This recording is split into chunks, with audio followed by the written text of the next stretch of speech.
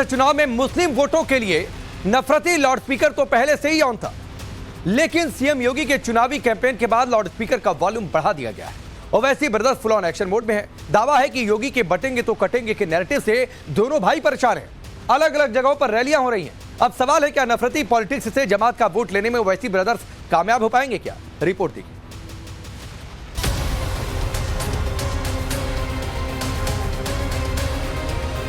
दिखाने के लिए कुछ भी नहीं है बीजेपी के पास। क्या दिया? नफरत करो मुसलमानों से, नफरत करो, डर दिखाओ मुसलमानों का, मुस्लिम अकलियत का। आपसे कहता हूं, बटिए मत, क्योंकि जब भी बटे थे तो कटे थे। एक है तो नेक है, एक है तो सेफ है, और बटे थे तो कटे थे। हमें बटना नहीं है, एकजुट होना है।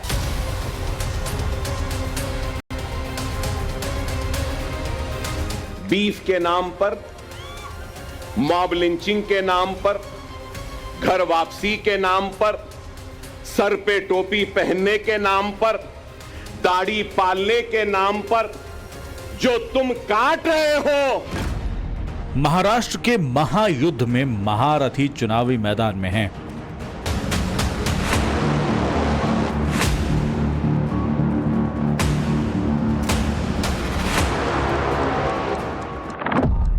महायोद्धाओं के तर्कश से शब्द भेदी बाढ़ निकल रहे हैं। अगर आप अपने वोटों से मजलिस के नुमाइंदों को कामयाब नहीं करेंगे, ये लोग सिर्फ आपका इस्तेमाल करते रहेंगे। छत्रपति शिवाजी महाराज जिस एकजुटता का प्रदर्शन करके हिंदवी साम्राज्य की स्थापना किए थे, आज उसी का आह्वान करने के लिए, उन्हीं से प्रेरणा लेकर के मैं बार बार आपसे कहता हूं कि बंटिए मत। महाराष्ट्र के चुनाव में यूपी के सीएम योगी आदित्यनाथ ने एजेंडा सेट कर दिया है। जिस नारे ने हरियाणा के चुनाव में बाजी पलट कर रख दी, वही नारा अब महाराष्ट्र में वोटर्स के सिर चढ़कर बोल रहा है। जगह जगह इससे जुड़े पोस्टर्स लगे हुए हैं और इसके सेंटर स्टेज में हिंदुत्व के फायर ब्रांड नेता योगी आदित्यनाथ। छत्रपति शिवाजी महाराज ने जिस दुष्ट अफजल को मार गिराया था, उसके नाम पर औरंगाबाद का नाम होना, याद करना, इसको हटना ही चाहिए। संभाजी नगर के रूप में उसको पहचान मिलनी ही चाहिए। छत्रपति शिवाजी महाराज का संघर्ष हो या संभाजी महाराज का, हमें नई प्रेरणा देता है।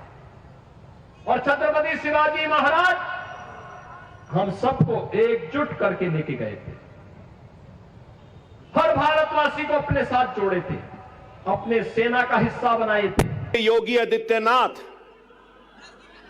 ने अपनी तकरीर में कहा कि बटोगे तो कटोगे। लोग काफी एतराज कर रहे हैं उस बात पर, मगर मैं ये कहूंगा, बीफ के नाम पर, मॉब लिंचिंग के नाम पर, घर वापसी के नाम पर, सर पे टोपी पहनने के नाम पर, दाढ़ी पालने के नाम पर जो तुम काट रहे हो, क्या ये तुम्हारी नफरत हिंदुस्तान के सबसे बड़ी अक़लियत से, क्या ये मुल्क को कमजोर नहीं कर रही है?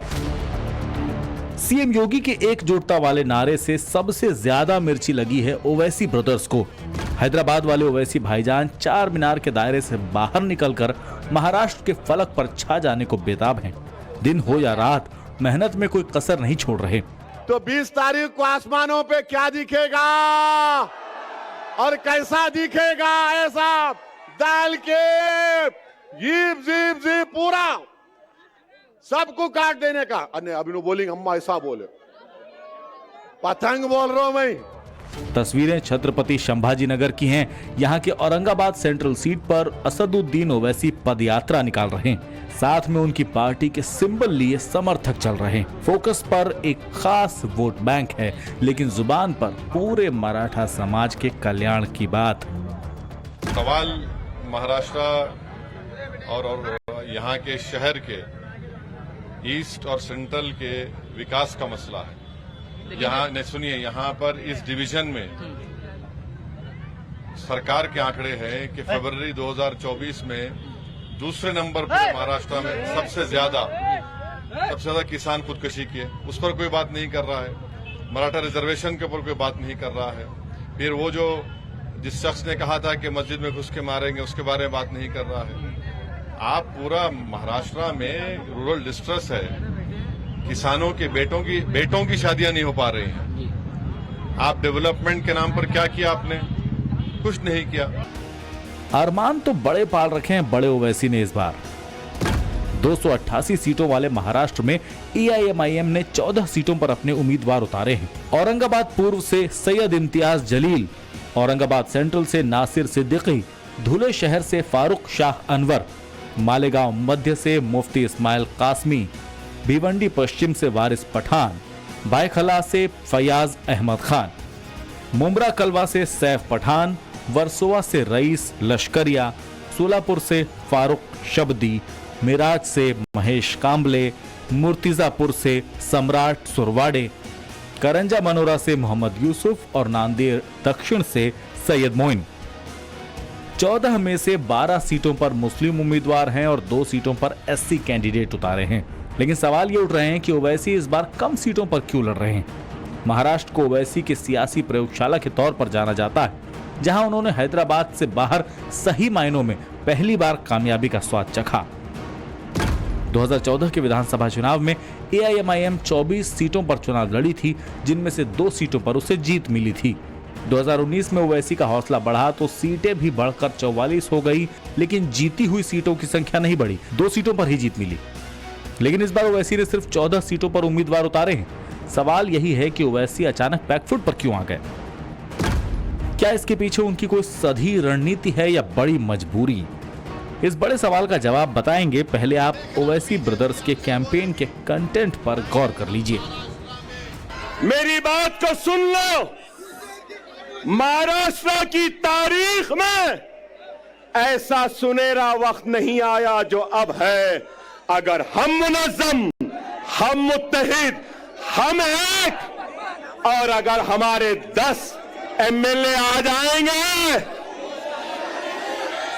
ना ठाकरे, ना शिंदे, ना गांधी, ना पवार, हमारी मर्जी, हमारी इजाजत के बगैर कोई भी तख्त पे नहीं बैठ सकता। सुनहरा मौका है, समझो। तुम बादशाहगर हो। तुम क्या हो? बादशाहगर हो। जिसको चाहे तख्त पे बिठा सकते हो, जिसको चाहे तख्त पे औंधा लिटा सकते हो।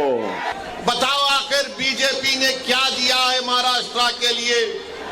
अब मोदी जी आकर बोलेंगे मैं यूसीसी लगा दूंगा महाराष्ट्र में। आप देखना बीजेपी आकर बोलेगी नहीं नहीं, हम महाराष्ट्र में यूनिफॉर्म सिविल कोड को लाएंगे। हम पूछना चाह रहे ये टाटा एयरबस का प्रोजेक्ट कहां गया? तो मोदी जी बोलेंगे यूसीसी ला लूंगा। जब महाराष्ट्र का मराठा पूछ रहा है, महाराष्ट्र का किसान पूछ रहा है आज हम इतने परेशान क्यों हैं, आज हम इतने गरीब क्यों हैं, मखरूज क्यों हैं, तो मोदी जी बोलेंगे भाइयों बहनों लव जिहाद हो रहा है। आप बताइए महाराष्ट्र में इतना बड़ा प्रदेश, मगर इसके बारे में बीजेपी के पास कोई प्रोग्राम नहीं है। जाहिर है ओवैसी ब्रदर्स के तकरीर में बोले गए एक एक अल्फाज पर गौर करें तो फोकस में महाराष्ट्र के मुसलमान हैं। महाराष्ट्र में मुस्लिम मतदाताओं की संख्या कुल आबादी का करीब 12% है। 2011 की जनगणना के मुताबिक महाराष्ट्र में करीब 1.5 करोड़ मुस्लिम आबादी है। ये मुस्लिम मतदाता महाराष्ट्र की 40 सीटों पर बड़े उलटफेर की ताकत रखते हैं। लेकिन महाराष्ट्र के मुसलमानों को ओवैसी पर कितना एतबार है, ये सवाल नवभारत की टीम ने उन्हीं इलाकों में मुस्लिम वोटर्स से किया जहां ओवैसी ने पदयात्रा की थी। ओवैसी साहब वोट मांग रहे हैं, क्या माहौल है? अच्छा माहौल है। तो मशाल यहाँ जलेगी या पतंग उड़ेगी? पतंग उड़ेंगे पतंग। औरंगाबाद से तो MIM की रहेंगी भैया। पतंग पतंग पतंग या फिर मशाल? नहीं, पतंग पतंग। असद साहब जो काम करते हैं, संसद में जो बोलते हैं तो वो मुद्दे पे बोलते हैं और उस पर डायलॉग पे बोलते हैं और अच्छे से बोलते हैं। पॉलिटिक्स है, इसको अपन इतना वो नहीं कर सकते। पॉलिटिक्स सबके तरफ होती है, लेकिन MIM इतनी नहीं है जितनी दूसरी पार्टी। जो विकास करेगा उसको वोट देंगे। बात आएंगे, MIM का भरोसा है थोड़ा, लेकिन पिछली बार तो नहीं आए। नहीं लेकिन इस बार मेहनत कर रहे मुसलमान आएंगे इंशाल्लाह। उत्तरी कोंकण, मराठवाड़ा, मुंबई बेल्ट और पश्चिमी विदर्भ ये ऐसे इलाके हैं जहां मुसलमान मतदाता सियासी दलों का भविष्य बनाने और बिगाड़ने की ताकत रखता है। ऐसे में ओवैसी का सिर्फ 14 सीटों पर अपने उम्मीदवार उतारना कहीं ना कहीं ये भी सवाल उठाता है कि क्या ओवैसी ये समझ चुके हैं कि मुस्लिम वोटर उनके साथ नहीं जुड़ रहा। जाहिर है महाराष्ट्र में ओवैसी के लिए मुकाबला करो या मरो का है, इसीलिए वो फूंक फूंक कर कदम रख रहे हैं, क्योंकि ओवैसी की पार्टी को डर ये भी है कि बीजेपी के बटोगे तो कटोगे और एक रहोगे तो सेफ रहोगे के नैरेटिव की वजह से खुल्लम खुल्ला मुस्लिम वोटों की लड़ाई तेज हो गई है। ऑल इंडिया उलेमा बोर्ड महाराष्ट्र ने कांग्रेस के महाराष्ट्र अध्यक्ष नाना पटोले को चिट्ठी लिखी है। चिट्ठी में मांग है कि दंगे के आरोप में गिरफ्तार मुस्लिमों की रिहाई हो, भड़काऊ बयान देने वाले मोहम्मद सलमान अजहरी की रिहाई हो, नौकरी शिक्षा में 10% मुस्लिम आरक्षण हो, RSS पर प्रतिबंध लगाया जाए, पुलिस भर्ती में मुस्लिमों को प्राथमिकता मिले, इमाम मौलानाओं को 15,000 की सैलरी मिले, वक्फ संशोधन बिल के विरोध की भी मांग की गई है। उलेमा बोर्ड की ओर से चिट्ठी आई तो समाजवादी पार्टी की ओर से रईस शेख ने कहा कि उलेमाओं की इस मांग का हम सम्मान करते हैं। मुसलमानों की राजनीति बीजेपी शुरू कर चुकी है 10 साल पहले। मुसलमानों की राजनीति हमने कोई शुरू नहीं की। महाविकास आघाड़ी उलेमाओं का सम्मान करती है, उनकी मांग का सम्मान करती है। उन विषय पे जो है महाविकास आघाड़ी के शीर्ष नेतृत्व उचित बयान देंगे। पर मुझे लगता है कि मुस्लिम समाज हो, दलित समाज हो, वंचित सारे समाज जो है इस वक्त महाविकास आघाड़ी के साथ है और कोई बिना शर्त है। उलमाओं ने बात रखी है, उसका आदर होगा, उन चीजों पे विचार होगा।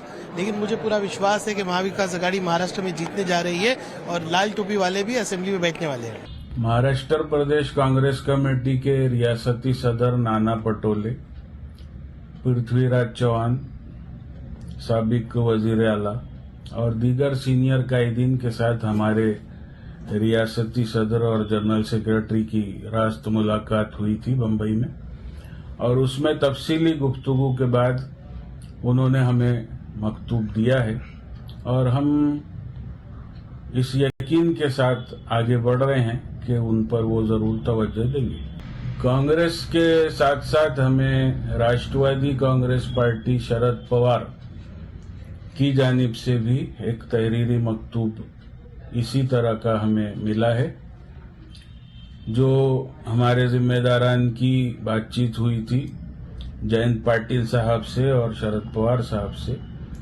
उसके बाद उन्होंने भी हमें मकतूब रवाना किया है कि आपके मुतालबात पर हम मुस्तकबिल में अमली इक़दामात को यकीनी बनाने की कोशिश करेंगे। जाहिर है महाराष्ट्र में मोदी योगी के खिलाफ मुस्लिम फोर्स को एकजुट करने का लैब बना दिया गया है, और अगर यहाँ ये प्रयोग सफल हुआ तो इसका विस्तार देश के बाकी राज्यों में भी किया जाएगा। इस प्रयोग का हिस्सा सियासतदान भी और वो मौलाना भी जिनके कंधे पर बंदूक रखकर राजनेता मुस्लिम वोटों की खेती करना चाहते हैं। इसीलिए सज्जाद नोमानी ने कुछ दिन पहले 2 सीटों की लिस्ट देकर वहां मुस्लिम प्रत्याशी खड़े करने की मांग की थी। अलायंस के महाराष्ट्र में लीडिंग रोल प्ले कर रहे हैं बुजुर्ग रहनुमा जनाब शरद पवार साहब।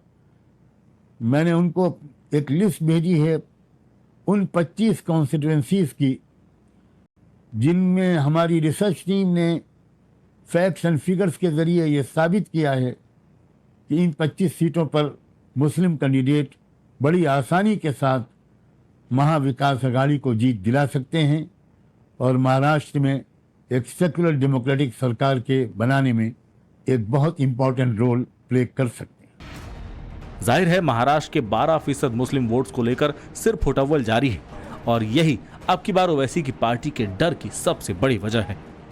180 से ज्यादा संगठन जो है मुस्लिम उलेमा ये कह रहे हैं कि महाविकास आघाड़ी के समर्थन में वोट दें, तो ऐसे में MIM अपने आप को कहां दिखती है?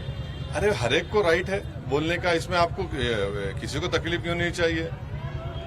और हम जहां तक हम लड़ रहे हैं वहां पे जगह पे हम अपना प्रचार करेंगे। जब इलेक्शन था पिछला 2019 का, तो ये वारिस पठान साहब जहाँ एमएलए थे, उन्होंने रिक्वेस्ट किया कि हाँ मत लड़ाइए, तो हमने छोड़ दिया सीट ये। अब की हम उनसे बोल रहे थे भाई कि भिवंडी में आपका एमएलए नहीं है, मैं वहाँ चुन के कई बार आ चुका हूँ, मोहम्मद लड़ाइए हो। मानने एग्री नहीं किया, उन्होंने मानने को तैयार नहीं हो। औरंगाबाद में उनका एमएलए जिस सीट पे नहीं है, जिस सीट पे बीजेपी है, मैं वहाँ लड़ा रहा हूँ, तो उनको तकलीफ किस बात की है? उनका कहना है कि इन सीटों को छोड़ दीजिए आप। तो मैंने कहा आप थोड़ी सीटें छोड़ दीजिए, वो सीटें छोड़ने को तैयार नहीं। और हमारे बारे में ऐसी बातें करते हैं। मैं और बीजेपी, समाजवादी पार्टी और बीजेपी एक ऐसी पैरेलल लाइन है जो कभी मिल नहीं सकती। उनको जो बोलना बोलने दीजिए। जाहिर है योगी के कटेंगे तो बटेंगे वाले नैरेटिव के सामने मुसलमान की रट लगाने वाला फॉर्मूले के हिट होने पर सस्पेंस है। और यही वजह है कि ओवैसी के फोकस में दलित वोटर भी हैं। तब तो 14 में से 2 सीटों पर ओवैसी ने दलित समुदाय के प्रत्याशी को खड़ा कर दिया। महाराष्ट्र की आबादी में अगर 12% मुस्लिम है, तो इसके 1% ज्यादा यानी 13% दलित हैं। इन्हीं दोनों समुदायों पर फोकस समाजवादी पार्टी और कांग्रेस समेत दूसरे दलों का भी है। महाराष्ट्र में दलित और मुस्लिमों को एकजुट करने के लिए अब तक कई नेताओं ने कोशिश की, लेकिन कोई भी इसे जमीन पर नहीं उतार पाया। ओवैसी ने साल 2019 के लोकसभा चुनाव में इसी फॉर्मूले पर अमल करके महाराष्ट्र में प्रकाश आंबेडकर से गठबंधन किया, लेकिन इस बार ओवैसी अपने दम पर दलित मुस्लिम समीकरण को साधने की कवायद में है। इसके लिए इन्होंने खास रणनीति के तहत टारगेट छोटा रखा है, सिर्फ 14 सीटें। ओवैसी ये बात बखूबी जानते हैं कि वो मुस्लिम वोट के दम पर ही अपनी सियासी जगह बना सकते हैं, लिहाजा वो अपनी तकरीरों में दलितों और मुस्लिमों की ही बात कर रहे हैं। बीजेपी ने तय कर लिया कि हम मुसलमानों को तकलीफ देंगे, हम मुसलमानों को परेशान करेंगे, हम मुसलमानों को बेइज्जत करेंगे और मुसलमानों को जो कानूनी मौक़िफ़ है उसको उनसे छीन लिया जाएगा। जब बजरंग बली रहे होंगे त्रेता युग में, तब तो इस्लाम नाम की कोई वस्तु इस धरती पे नहीं थी। और आज अगर बजरंग बली की हनुमान चालीसा का पाठ हम कर रहे हैं, रामनवमी की कोई शोभा यात्रा निकाल रहे हैं, उसको प्रतिबंधित किया जाता है, उसको रोका जाता है। किन कारणों से? और जिन्हें बजरंग बली पसंद नहीं है, उन्हें जो पसंद है वहां जाएं। भारत के अंदर कौन ऐसा भारतीय होगा जो राम को न मानता हो, जो बजरंग बली को न मानता हो? जाहिर है अब की बार महाराष्ट्र चुनाव का पूरा कैंपेन बटेंगे तो कटेंगे बनाम भाईजान के सेंटिमेंट के इर्द गिर्द घूमता नजर आ रहा है। मंजलिस क्या बोल रही, हम अनेक हैं तो अखंड है। मोदी एक करना चाहते हैं, आरएसएस एक करना चाहती है, और मैं मोदी को जवाब दे रहा हूं, इंसाफ है तो इंडिया सेफ है, इंसाफ है तो इंडिया सेफ है, संविधान है तो सम्मान है, अंबेडकर जिंदा है तो गोडसे मुर्दा है। और फिर मोदी बोले एक है तो सेफ है। जितने छत्रपति शिवाजी महाराज को सच्चे मानने वाले हैं तो मोहब्बत है, तो मोहब्बत है। और मोदी बोल रहे एक है तो सेफ है। तो मोदी क्या कर रहे महाराष्ट्र के चुनाव में? मोदी एक काम कर रहे हैं कि मराठा वर्सेस ओबीसी कर रहे हैं। मोदी क्या करना चाहते हैं? मैं हमारे ओबीसी भाइयों को बोल रहा हूं कि इसकी साजिश में मत आओ आप। ये एक की बात कर रहा है, हम अनेक की बात कर रहे हैं। ये लड़ाना चाहते हैं, एक के नाम पर सबको लड़ाना चाहते हैं। हर खेमा बड़ी उम्मीदें पाले बैठा है। हालांकि 23 नवंबर को नतीजे हरियाणा की तरह आ जाएं तो इस पर किसी को हैरानी नहीं होनी चाहिए। राकेश त्रिवेदी के साथ ब्यूरो रिपोर्ट, टाइम्स नाउ, नव भारत।